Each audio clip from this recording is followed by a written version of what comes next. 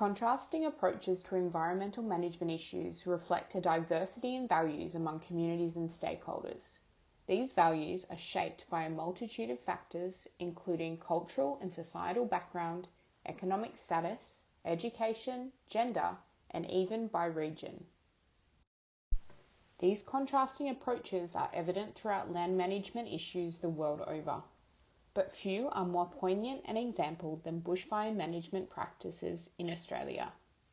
Specifically, the diversity in approaches between Indigenous Australians and post-colonial leaders of Australia. For Indigenous Australians, fire itself is multifaceted and has long been used as a tool in not only managing landscapes, but also for providing a key space in the community for warmth, hunting, and cooking. Many post-colonial leaders of Australia, however, consider bushfires a significant problem or threat, meaning that practices in bushfire management or mitigation strongly relate to a preservation of life, health, and economic assets. Fire is an ecologically significant element in the natural environment of Australia. This is evident in how many species of native flora have evolved. For example, the Cerotnia of a Banksiapod, tightly clutching its seeds until the presence of extreme heat triggers its release. In addition to its ecological significance, fire also holds intrinsic spiritual value to Indigenous Australians.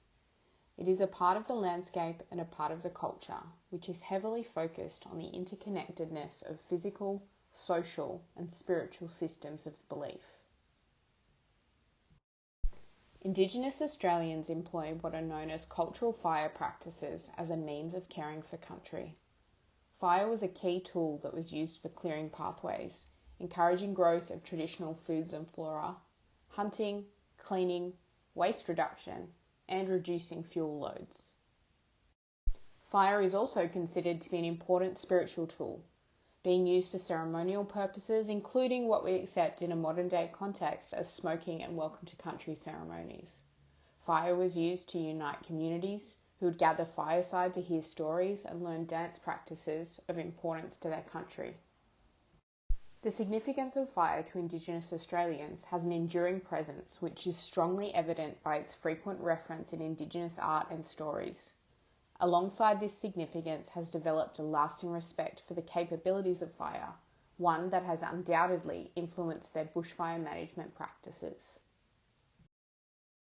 Indigenous cultural burning is a bushfire reduction land management technique born out of this respect for both fire and the land.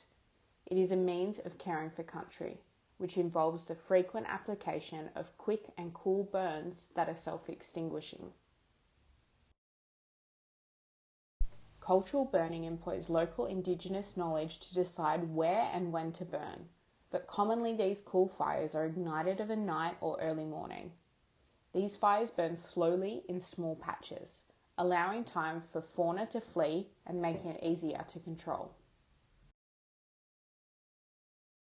The practice of cultural burning yields the benefits of both vegetation and soil regeneration and a reduction in fuel load, without destroying sacred forest canopies, root systems, fallen logs, and emitting heavy smoke into the atmosphere.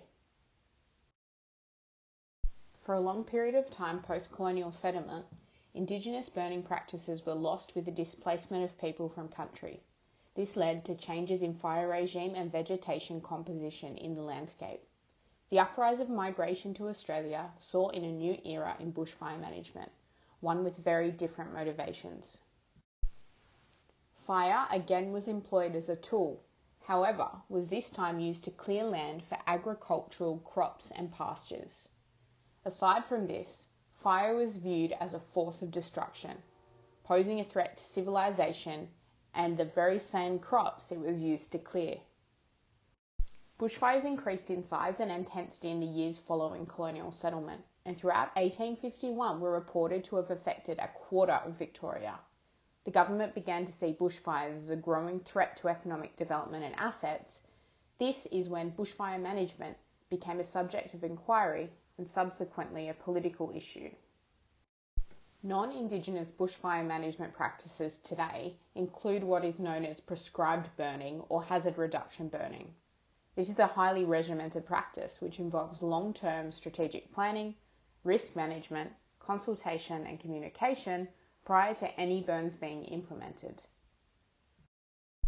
The act of prescribed burning has been heavily politicised over the years and in 1992 was found to be highly controversial in terms of both its effectiveness in risk mitigation as well as its own environmental impact, leading to many politicians avoiding addressing the issue. Due to an increase in bushfire activity and intensity in Australia, most are now in favour of prescribed burns in some sense. However, there are drawbacks. Typically, prescribed burning is a large-scale operation. The fires are fast burning and reach high into the canopy, often escaping control. The scale of these burns, though planned, can prove fatal to fauna, result in dormant seeds and nutrients being destroyed, burn trees and shrubs beyond recovery, and emit heavy billows of smoke into the atmosphere, thus not protecting the environment at all.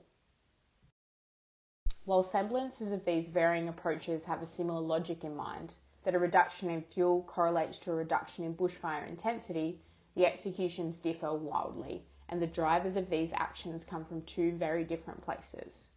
For Indigenous Australians, it is intrinsically cultural, and for post-colonial Australian leaders, the motivation is political and asset-driven.